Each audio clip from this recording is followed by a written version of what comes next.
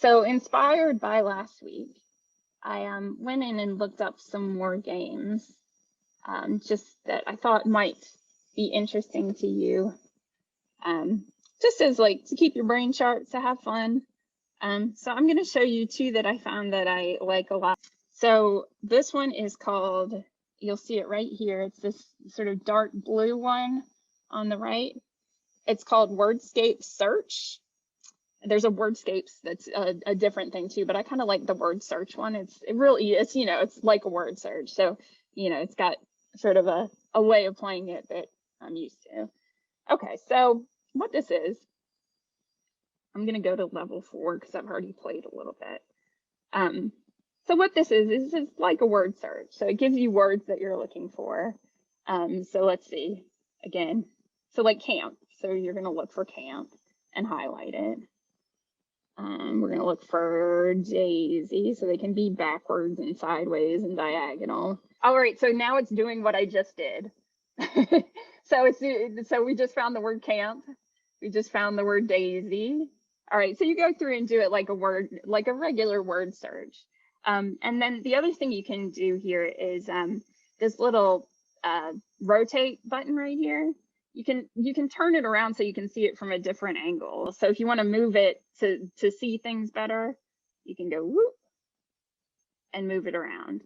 So you're just going through and getting these words, and the reason it's called Wordscapes, it's kind of cool, is as you level up, your background landscape changes.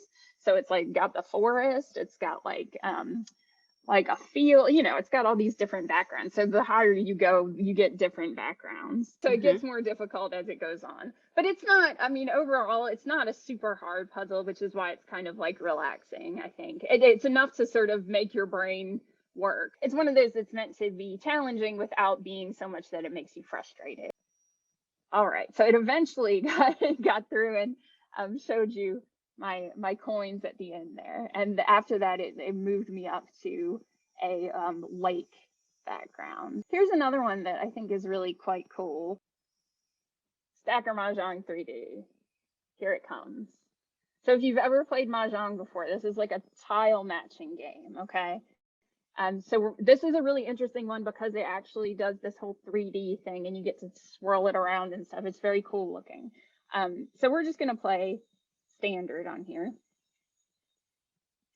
And this is one that you can we got like some more selections to it. I think the levels actually start out, you can go from 1 to 4, and 4 is more difficult. So we're gonna play, see, we can go level 1, 4, we can sort of choose our levels. We're gonna do the most basic one just because I'm new to this. All right, so what you have, so this is what I was saying. So if you go on here, you'll see that there are sort of different choices for the modern and classic. It's just different ways for it to be set up. The game 1 is sort of the easiest configuration. Game 4 is a little bit more challenging.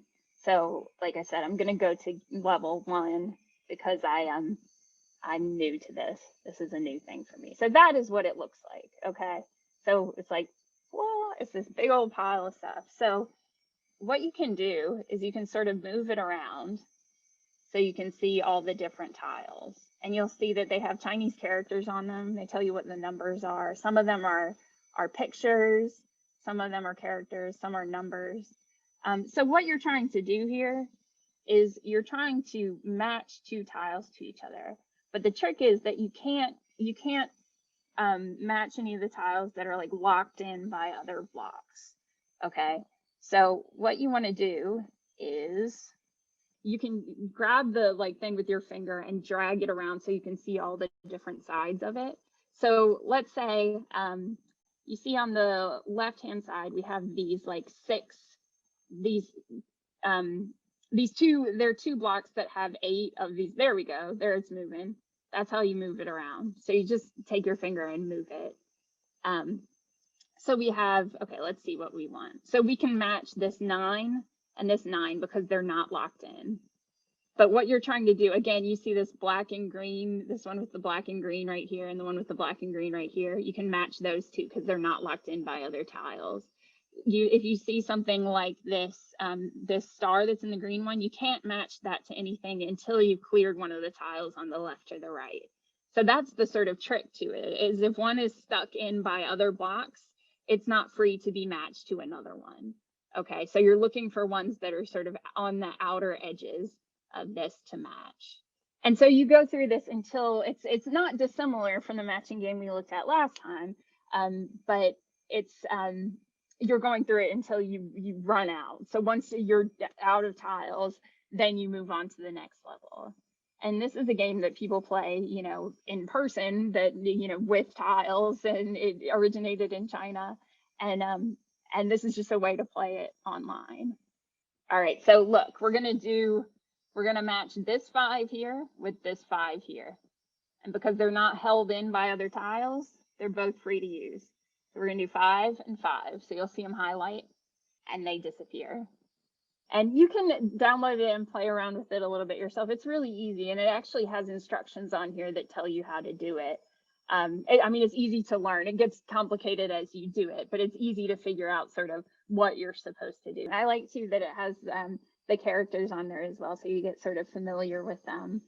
And I like the 3D version of it, is really cool. So you get these bizarre sort of arrangements of things, and you get to pare it down. And this one's free. It does have ads on it, but they're not very like intrusive. Same with that Wordscapes one. There's ads that float around on it, but they're not really annoying.